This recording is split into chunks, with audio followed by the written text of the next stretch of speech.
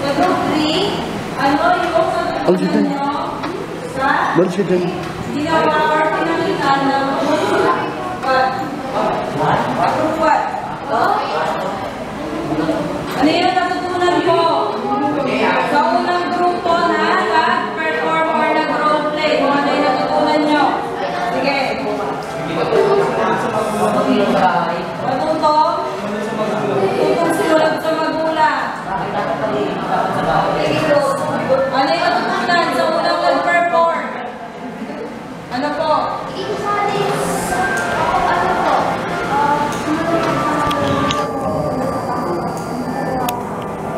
Sumunod sa magulang para hindi mapahama. Kayo nag-perform. Ano yung natutunan nyo sa ginawa ninyo? Sa pinakita ninyo?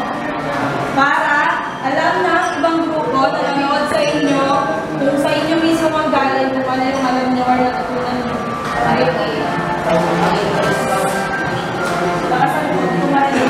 Maging responsible na parents. Responsible na parents. Ano pa?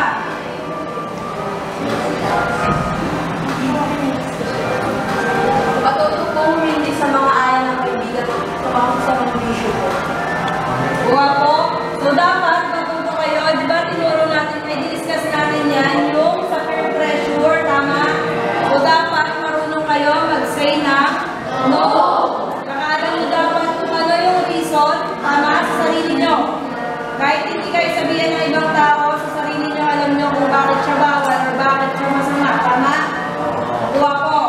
Next group. Nag-perform. Ano po? Angkot mo. Ano doon sa perform ng pangalawang group?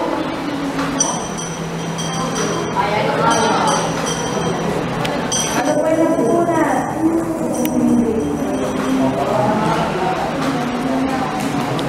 Ano po? Matutong pumili ng kaibigan. Matutong pumili ng kaibigan. Ano pa?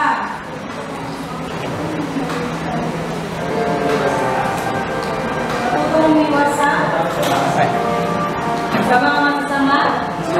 Sa mga masasamang bisyo, tama ba? Ano pa po? Mag-iwag po influensya po sa kaibigan.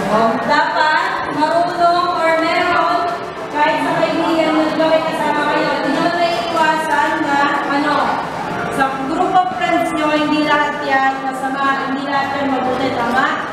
So dapat kapag meron masama or may mabuti, dapat balance siya. Marunong kayong marunong tumanggi kapag alam mo hindi talaga tama. Kuha ko. Ano pa? Ano pa po? Makain sila, diba? Makain nila. Sa last na nag-perform, ano yung nakuha nyo doon? Or natutunan nyo? Sige, iba naman po. Yan si Lim. Natutunan nyo. Ano yung natutunan?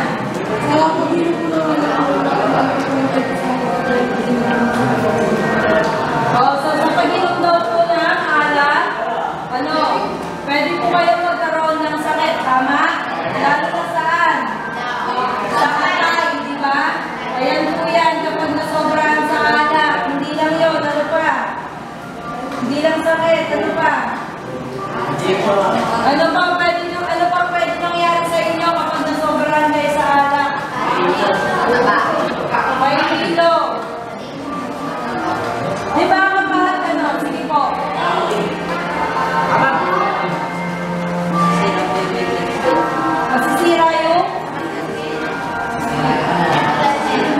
Masisira yung mental health or maapektuhan. Di ba kapag nasobrahan sa inom ng alak, di ba kasi yung dala ng alak sa katawan nyo, tama? Minsan ano nangyayari? Nag-aaya kayo ng gulo, tama? Or nagsisimula kayo ng gulo. So ano mangyayari? Nakakapanakit kayo ng mga tao. Paano kung hindi nyo kilala yung sinaktan nyo? Diba? Di kawawa ka doon kasi bububugin ka. Tama? So yung mga ginawa ninyo, maganda naman yung pag-perform nyo. Lahat kayo. Actually, lahat kayo okay yung performance nyo. Meron lang talaga na may mga mahihina yung boses. Nakuha ko. Meron din po na iba is hindi ko na maintindihan masyado kasi magulo. Magulo, di ba? Pero overall, lahat kayo yung ginawa ninyo, maganda. And alam ko, pinag-reportan nyo yung ginawa nyo, tama? Ano ba? At nag-effort ba kayo?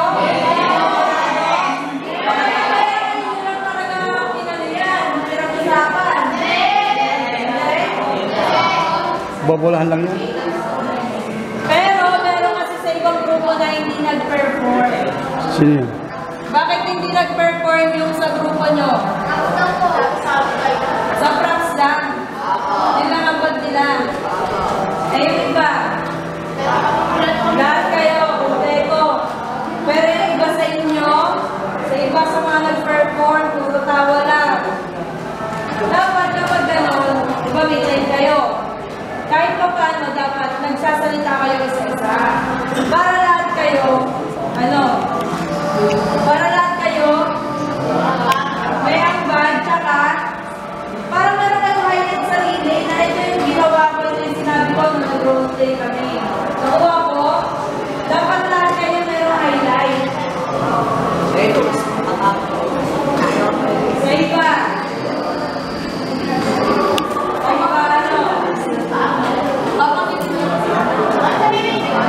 So, sasabihin ko yung score.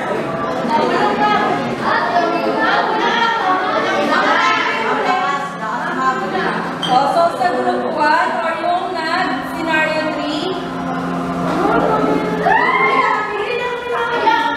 So, yung group 1 or yung nag-scenario 3, ang score nyo po ay 92. 92.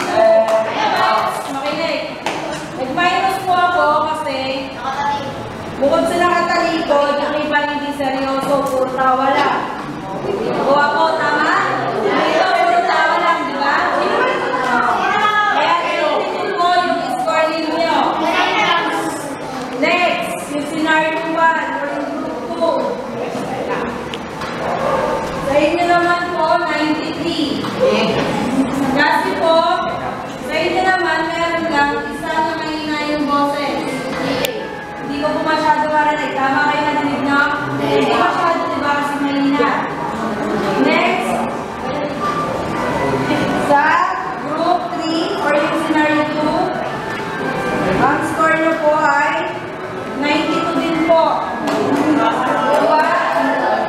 Makinig. Maayos naman yung performance nyo. May sampalan pa kayong naganap. Kaya nyo may sampalan. Diba? May sampalan. Pero, kagulat din ang ibang perform, iba walang highlight. Tama? Tama. Iba sa inyo yung talagang nagkasalita.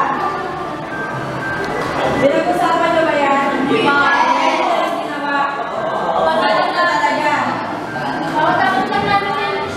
Makatapos nyo lang. So, overall, lahat naman ang ginawa nyo, maganda, yung effort, okay naman. Yung iba may mga dala pang props. May dagdag point sana yan. Kung nag-props din kayo. Pero okay na kasi may nagpalit naman ng damit, tama? Yan, may points din po yung mga yan. Ayun lang. Okay na po, lahat? Hindi ba kayo okay? Ano ba gusto nyo? Okay naman? Ay, hindi ba kayo kumakanta ng suwa-suwa? Nagkadap. Hindi kayo kumakanta ng suwa-suwa? Okay, kaya mo kami. Iba yung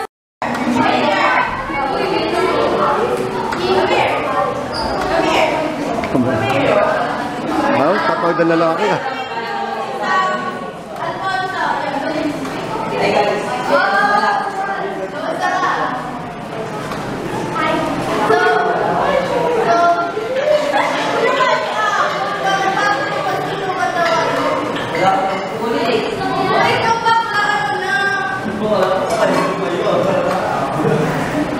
Wala ko makalimut kayo ha. Oh!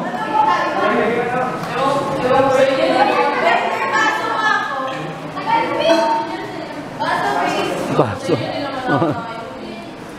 Kamayin na lang nyo, kamayin nyo.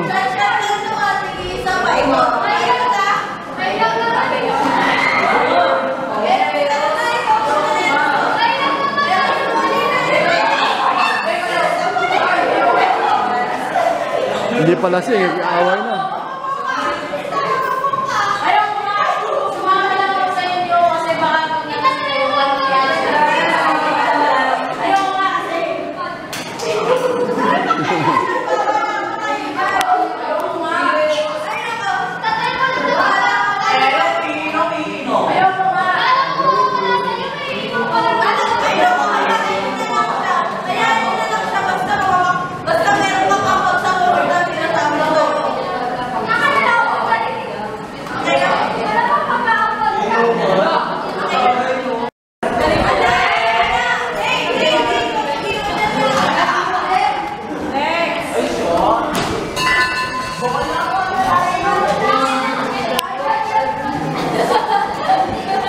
Pagtapos na sa gilid, tapos tumahimik na muna. Gawa-gawa ka na na kayo.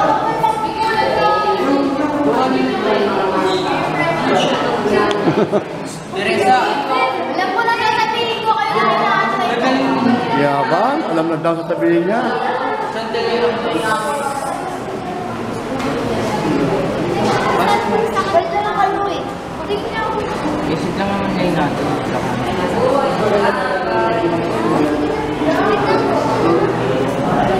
Wala si Bray kanina? Wala. Ano po? Si Biray, wala.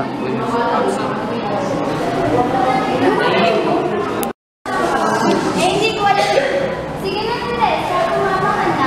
Magiging masaya yun at madami pagkain at mga salalo. Oo nga, kuntuan lang naman, hanggang umaga. May gagawin ako eh. Huwag tayo naman yun. Ay, diretso na sa ako. Maglalaro tayo. Wala ka rin ngayon.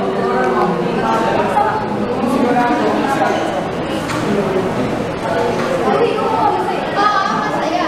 Ang may gagawin ako eh. Ganun ba?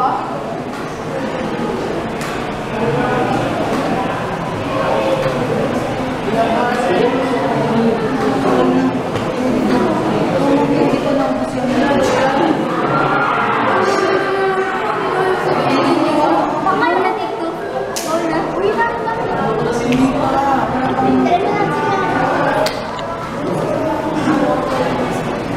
Teresa, halika nga dito. Halika ta. Narinig kong pinag-uusapan niyo kanina. May alam ako solusyon para hindi ka makasama sa skip over. Ayaw nga pala, nakalimutan ko. May meeting pala kami ng family ko. Halika na ate, sa tayo. Ano sir? Kaya saan daw ako nagpapahal sa family mo? Ako ate. Sorry guys, hindi ako nakakasama sa sleepover.